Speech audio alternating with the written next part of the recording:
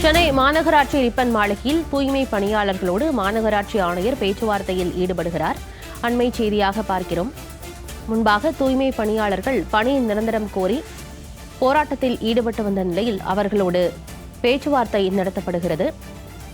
பணி நிரந்தரம், ஊதிய உயர்வு போன்ற பல்வேறு கோரிக்கைகளை நிறைவேற்ற கோரி தூய்மை பணியாளர்கள் போராட்டத்தில் ஈடுபட்டிருந்தனர்.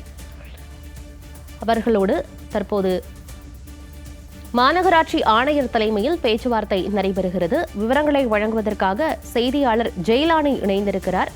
ஜெயலானி, பேச்சுவார்த்தை நடந்துட்டு இருக்கா? அது குறித்த விவரம் என்ன? வணக்கம் ஆனந்தி. கடந்த 4 நாட்களாகவே தூய்மை பணியாளர்கள் தங்களை பணி நிரந்தரம் செய்ய வேண்டும் என்ற கோரிக்கையை வலியுறுத்தி தொடர்ச்சியாக போராட்டங்களை முன்னெடுத்து வருகிறார்கள்.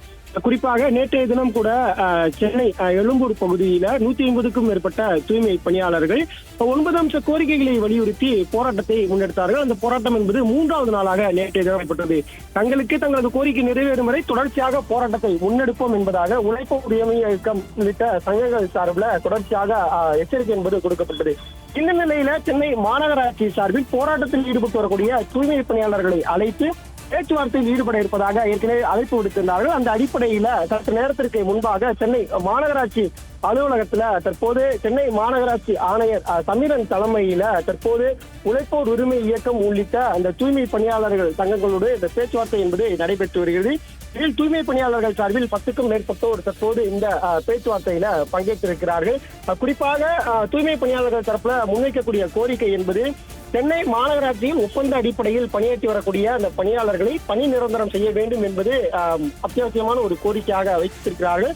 அது மட்டுமல்லாமல் பணியாற்றக்கூடிய ஊழியர்களுக்கு மகப்பேறு விடுப்பு, கழிப்பறை, ஓய்வறை உள்ளிட்ட அந்த வசதிகள் என்பது செய்து தர வேண்டும். அதே போன்று சம்பளத்துடன் கூடிய வார விடுமுறை வழங்க வேண்டும் உள்ளிட்ட 9 அம்ச கோரிக்கைகளை வலியுறுத்தி தான் அவர்கள் போராட்டத்தை முன்னெடுத்திருந்தார்கள். அந்த கோரிக்கைகளை தான் இன்றைய தினம் மாநகராட்சி ஆணையர் சமீரன் தலைமையில் நடைபெறக்கூடிய இந்த பேச்சுவார்த்தையிலும் அவர்கள் எடுத்துரைக்க இருக்கிறார்கள். இந்த பேச்சுவார்த்தையில் நிறைவுக்கு பிறகாக அவர்களது கோரிக்கை நிறைவேற்றப்படுமா இல்லையா என்பது தொடர்பான விரிவான தகவல் என்பது நமக்கு கிடைக்கப்படும். ஆனந்தி, விவரங்களுக்கு நன்றி ஜெயலானி.